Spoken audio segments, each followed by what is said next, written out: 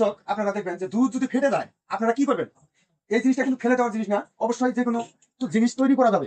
এটা দিয়ে আমি এখন মাঠা তৈরি করবো। এই যে দেখবেন ছানা, আচ্ছা আচ্ছা, এই যে দেখতে পাচ্ছেন ছানা, আচ্ছা দুধের ছানা, দুধটা ফেটে গেছে। এই দুধটা দিয়ে আমরা এখন কি করবো? এই যে একটা নিলাম, আচ্ছা মনে করেন নিয়ে এখন এর ভিতরে চিনি দিব। পরিমাপ ভাবে আপনারা অবশ্যই চিনিটা দিবেন। কতটুকু লাগবে চিনি দিবেন, সেই চিনি দিবেন পরিমাপ, বেশি যেন মিষ্টি না হয়। মিষ্টি হলে তারপরে এরকম একটা ঘুটনি দিবেন। ওই ছানার ভিতরে এই যে দেখেন, এই যে চিনি দিচ্ছি, এই ছানার ভিতরে আপনারা অবশ্যই এই ঘুটবেন। একটু ধরো তো, দিবেন। ঘুটন দিলে আস্তে আস্তে ছানাটা আর কি ছেড়ে দিবে। ওটা ছেড়ে আমি এখন এটা মাখা তৈরি করবো। আমার দর্শক আছে, তাদেরকে আমি খাওয়াবো। কিরকম কিরকম লাগে তারা বলবে। তারপরে অবশ্যই এইভাবে দেখে নেবেন, ঘুটে নিতে হবে। এই যে এখন তৈরি হয়ে গেল। গরুর নাম হয়েছে এটা গরুর দুধ, দুধ ফেটে গেছে। এই যে দেখেন, এই যে মাখা আমি তৈরি করলাম।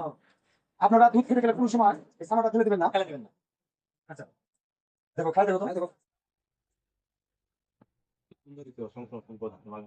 কেমন লাগতেছে? এই জিনিসটা করলেন আপনি শেষ হাত।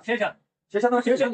আরো মনে করেন যে করবেন, আমি তো করবোই। হ্যাঁ। মানে এটা পদ্ধতি হলো যে দুধ ফেটে গেলে দুধ ফালাই দেওয়া যাবে না। এই ছানাটা নিয়ে মাথা তৈরি করা যাবে। এই গরমের দিন খাবেন, শরীর ঠান্ডা থাকবে, মন ধ্যান ভালো থাকবে।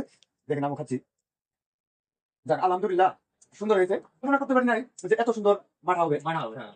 যে অনেক ফাইন হয়েছে ভাই। এগুলো কিন্তু আর করবেন সেই সাথে আমি যখনই করবো আপনাদেরকে বলবো, দাওয়াত দেবো। বলেন মাঠা আটা আটা হয়ে গেছে। সেই সাথে